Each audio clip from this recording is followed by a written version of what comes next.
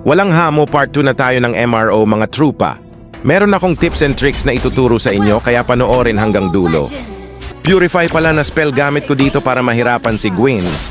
Kapag gamit nyo si Freya, pwede kayo magpalit ng spell kung ang katapat nyo sa lane malakas ang crowd control. Buti na lang walang ulti dito si Gwen. CD pa kasi purify ko. Dito naman kinakaya ko pa si Mia.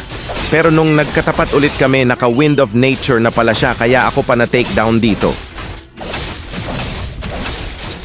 Mabuti na lang na end na ng mga kasama ko, lugi na kasi kami kung umabot ng late game. Kaya sa first game victory.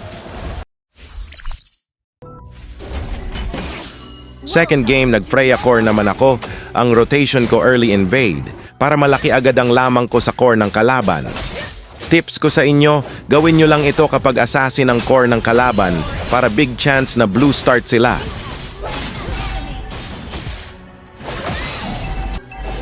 Dito balak pa mag-counter invade ni Gusayon pero mabuti na lang nasa katinuan pa siya. Isa pang tips ko sa inyo, kapag gagamitin nyo ang Freya, gamitin nyo lagi ang wall trick. Alam ito ng mga Freya main para mabilis makapag-rotate. At kapag meron namang team fight, lagi ka mag-focus sa backline gaya ng ginawa ko dito.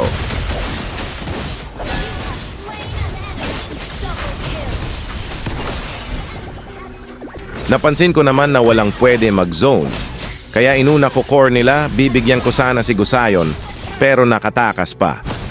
Pero mainit na ata dugo niya sa akin, kaya nakipagsabayan na siya. Sa kasamaang palad, tumba ang isang Gusyon.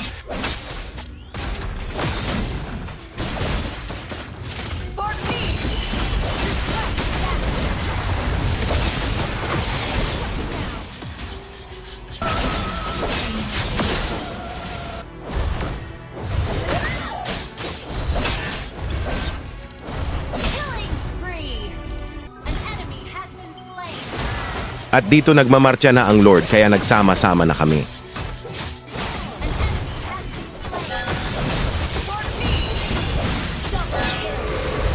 Ang ganda ng ginawa dito ni Grak pero di yun sapat para madepensahan niya ang base.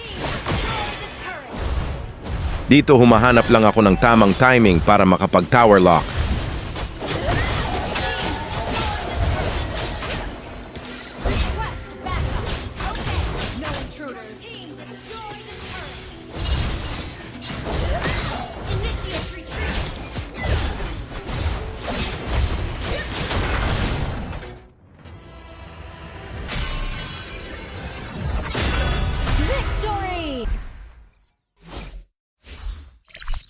Finals, nag-Leomord naman ako dahil nakuha ng kalaban ng Freya dito.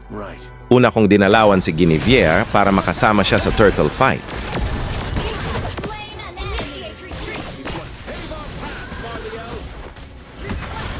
Mabuti na lang nasa side ko si Guinevere dahil magaling siya. At kung napanood nyo yung video ni Bentings, kasama kami ni Gwen sa overpower na meta hero, samahan mo pa ng lason pick na Sun. Mag-turtle na sana ako, kaso kumukulit si Grak, kaya siya muna inuna namin. Dito hinintay ko muna gamitin ni Vale flame shot niya dahil alam ko ipang kikayas niya.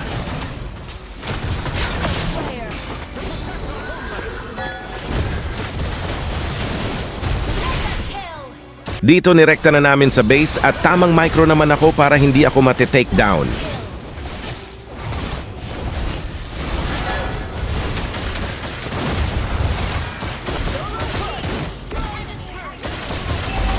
At dito ko na nga nakuha ang kampyonato ng Luzon Regional. Kung umabot ka sa part ng video na ito, maraming salamat, trupa. At kung nagustuhan nyo naman ang video ko, please follow, like, and share. Comment for part 3.